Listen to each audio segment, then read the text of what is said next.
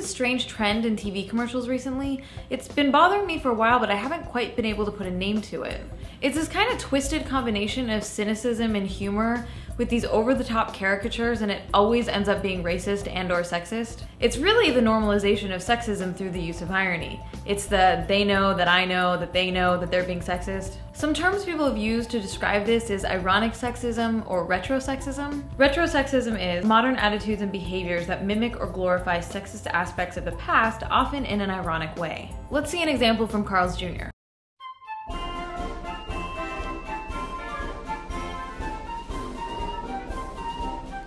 I know it's over the top and ridiculous to see women marching in American flags to Liberty cheeseburgers and the American dream. And they know that they're over the top and ridiculous and objectifying women, but because we all know doesn't mean that it's not sexist. Take for example this new marketing campaign by Mike's Hard Lemonade where they're attempting to rebrand their product as a more manly drink and a less girly drink. Can you believe some guys have never tried Mike's Hard Lemonade because they've seen women drink it?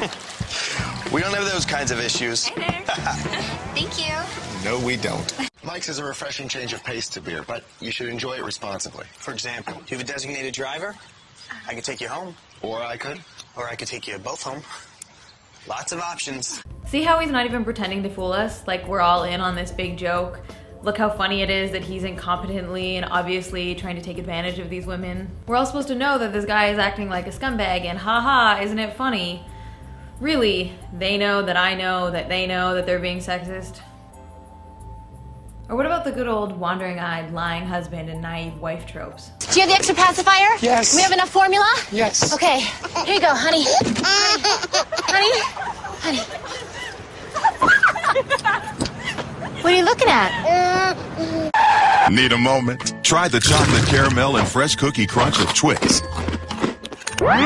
I'm looking at potential babysitters so we could spend more time together.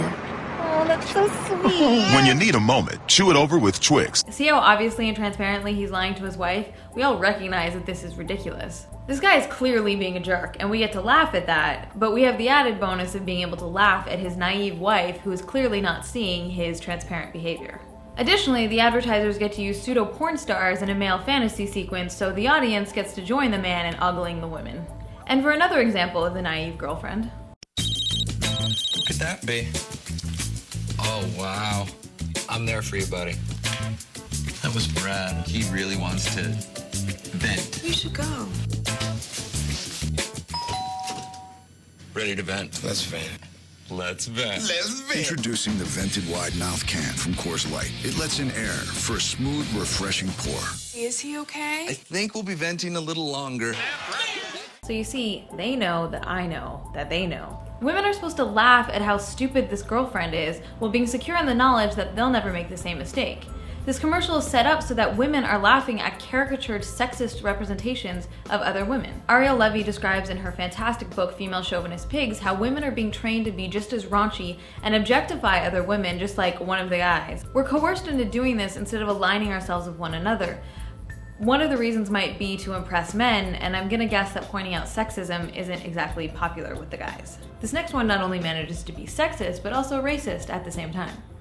Is there a Clio award for that?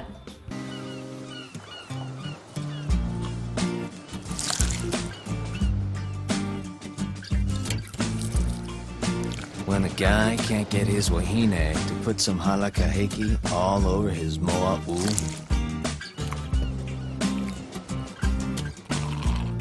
then he's gotta go someplace else. Not only is this exotifying and sexualizing Hawaiian culture, but she's literally a thing.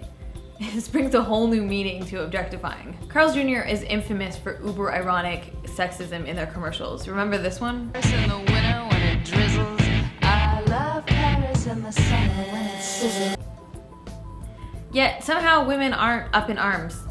They aren't organizing protests and boycotts and online campaigns. Some people might try to defend these ads by saying they're making fun of sexism, ironically, somehow. Advertisers must believe that the use of irony distances themselves from male chauvinism, but that isn't the case.